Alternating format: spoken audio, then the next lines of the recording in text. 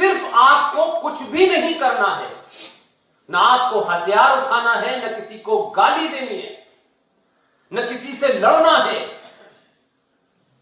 आप सिर्फ ईमानदारी से अपने अंदर झांकिए और सिर्फ एक ही बात ढूंढिए कि जो हमारे हीरो हैं, हम अपने हीरोज को हीरो माने। एक किताब है मेरे पास, इस किताब को मुझे नहीं पता कितनों लोगों ने पढ़ा है। इस किताब को लिखने वाले का नाम है विद्याधर नायपॉल। विद्याधर नायपॉल को आप सोचिए, 1971 में इस किताब के राइटर वीएस नायपॉल को मैग्सेसे अवार्ड, बुकर प्राइज मिला था। Booker prize.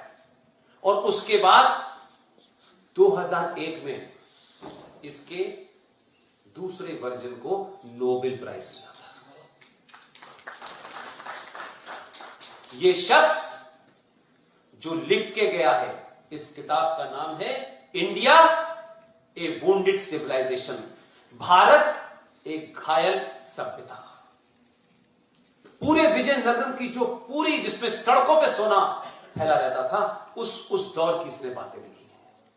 हम अपने यहां के पुरस्कृत लोगों को बड़ा नहीं मानते, बाहर के पुरस्कृत लोगों को बड़ा नहीं मानते, तो भाई किसे बड़ा मानते हैं? यहां कोई लिख देती है, वो क्या नाम है, एक आजकल वो कुछ नहीं, स्मॉल गॉड वगैरह क्या लिख दिया था, ओहो कमाल साहब क्या लिखा है, बिना पढ़े ही लोग कहते क्या लिख रहे हैं। आदत है हमारी, जिस चीज को नहीं जानते उसी में विशारद हैं आप। एक नहीं कितने लोग लिख के गए। इस किताब को पढ़ते तो आपको अपने अंदर का जो कुंठा है, जो इंफिनिटी कॉम्प्लेक्स आपको पिछले 700-800 सालों में आपके दिलो दिमाग पर ठूसा गया है, वो निकल जाता। दुनिया की कोई कौम इंफिनिटी कॉम्प्लेक्स में रह के कभी भी बड़ी नहीं बन सकती। कंटिन्यूअसली वो एक कुंठा में रहती है और अपने आप को हमेशा अपोलोजिस्टिक समझती है और हर वक्त समझती है हम गलत हैं, हम गलत हैं, हम गलत हैं, हमारे साथ ये वो ना, आप वो है ही नहीं। इसलिए एक नहीं, हमारे समाज ने कई गलतियां करी। ये भी एक किताब है, इसके इंग्लिश वर्जन का नाम है पाकिस्तान और पार्टीशन ऑफ इंडिया। इसके हिंदी का रूपांतरण है पाकिस्तान अथवा भारत का विभाजन। ये किताब आजाद भारत में मैं जो ईमानदार नेता हूं उनमें सिर्फ एक ही ईमानदार मानता हूं, उसका नाम है B.R. अम्बेडकर। ये उनकी लिखी किताब है। जो लोग आजकल शाहीन बाग पे B.R. अम्बेडकर को अपना पिताजी मान रहे हैं, और वो जो हैदराबाद का जोकर है, वो पार्लियामेंट में पूरी शपथ लेने के बाद कहता है जय भीम जय मीम। उससे कहना ये जो भीम है अंबेडकर जी, ये लिख के गए हैं कि भारत का विभाजन उस दिन तक कंप्लीट नहीं माना जाएगा जब तक भारत की धरती पे एक भी मुसलमान रहेगा।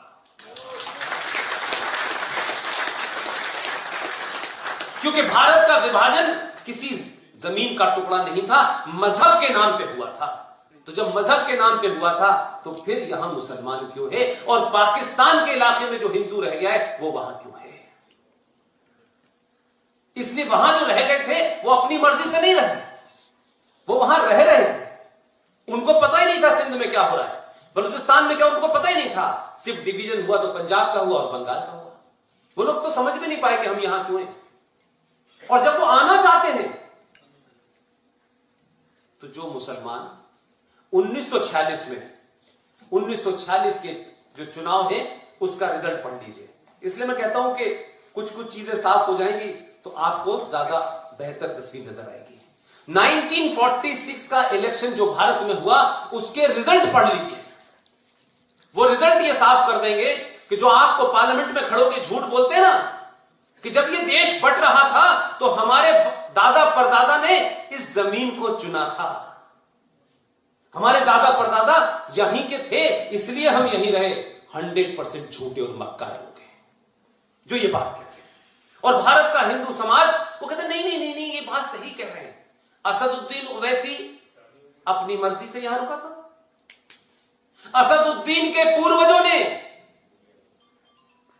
1 लाख रजाकारों की फोर्स बनाई थी जो भारत की सेना से लड़ रही थी, क्योंकि वो हैदराबाद को पाकिस्तान ले आना चाहता था। ऑपरेशन पोलो किया पटेल ने और इतने पिटाई की तो वो निजाम रातों रात भाग गया यहां से।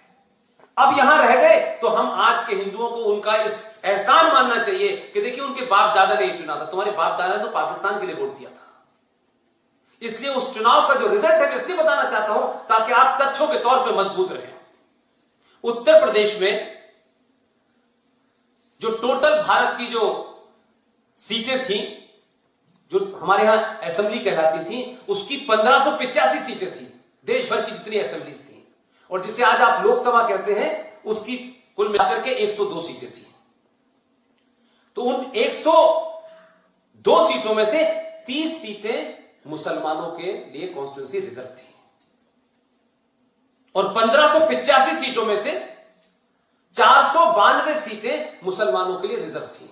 ये 46 के इलेक्शन का रिजल्ट बता रहा हूं। और मुस्लिम लीग का नारा था, मर मर के लेंगे पाकिस्तान, लड़ लड़ के लेंगे Pakistan. This was the slogan available in archive.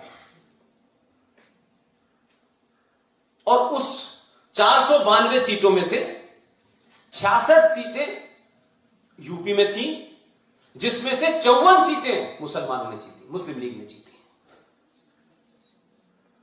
Bihar में 40 सीटें थी, उसमें से 34 सीटें मुस्लिम लीग ने जीती। मध्य प्रदेश की 14 सीटों में से 13 सीटें जीती। बॉम्बे की 30 सीटों में से 30 सीटें जीती। मद्रास की 28 में से 28 जीती और आसाम की 34 में से 31, पंजाब की 86 में से 74, बंगाल की 109 में से 113 सीटें जीती। फिर भी मुसलमान कहते हैं हमारे बाप दादा ने तो भारत में रहने का फैसला किया था। 492 में से 429 सीटें मुस्लिम लीग ने जीती है। वो आज भी हमारे ऊपर एहसान कर रहे हैं कि नहीं हमारे बाप दादा ने भारत को चुना था। नहीं चुना था। और अगर दिल न भरा हो आपका, आर्काइव में जाइएगा, मौलाना आजाद की आखिरी तकरीर को सुन लीजिएगा। अगर आप किसी चीज को देखने की, अगर आपका विजन क्लियर है तो आपको सही बात समझ में आएगी। एक मेरे विश्वविद्यालय के ही एक नेता हैं, आजकल गवर्नर बन गए हैं। बहुत पास का वास्ता रहा है मेरा उनसे, बड़े तक भी बहुत ज्ञान देते हैं। आजकल मौलाना आजाद के बारे में बहुत बताते हैं। मौलाना आजाद ने अपनी आखिरी स्पीच दिल्ली की जामा मस्जिद पर खड़े होकर दी थी। मैं इसलिए मानता हूं कि मौलाना आजाद जैसे लोग जिन्ना से ज्यादा खतरनाक थे। जिन्ना के जो मन में था उसने कहा, साफ कहा, कम से कम वहां तक तो वो ईमानदार था कि हिंदू और मुसलमान 2 अलग अलग कौमें हैं, ये एक साथ नहीं रह सकती। ईमानदार था, सच कहा उसने, माना उसने। लेकिन मौलाना आजाद ने क्या कहा, ऐ मेरे मुसलमान भाइयों, जो तुम कर रहे हो इससे हिंदुस्तान के मुसलमानों का बड़ा नुकसान होगा। जो तुम्हारे ख्वाबों का पाकिस्तान है वो तुम्हें यही मिलेगा, मत जाओ। इसको कुछ लोग मौलाना आजाद के सेकुलरिज्म को समझाने के लिए करते हैं। मैं कहता हूं मौलाना आजाद वो काम कर रहा था जो आज असदुद्दीन ओवैसी कर रहा है।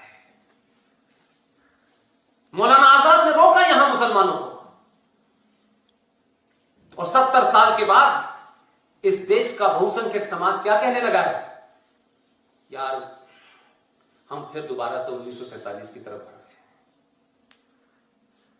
2020 की टेलीविजन डिबेट में कश्मीर का शहर मुफ्ती टेलीविजन पे आके कहता है कि जब हम 7 करोड़ थे तब हमने पाकिस्तान ले लिया है, अब तो हम 30 करोड़ हैं, मुल्क हमें दोबारा से चाहिए।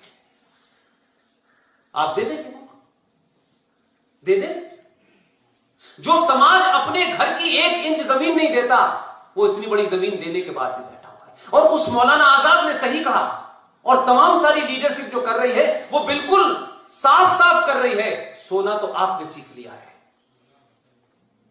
आजाद भारत के अंदर भारत की संसद में जो जघन्य अपराध हुए वो शायद ना तो आपके नेता बताएंगे, क्योंकि उनका कुछ और ही राज है। हर नेता का अलग दुकान चल रही है और 28 दुकानें इस देश में सेकुलरिज्म की, और हर सेकुलरिज्म की दुकान पे 2 मुसलमान बिकते हैं।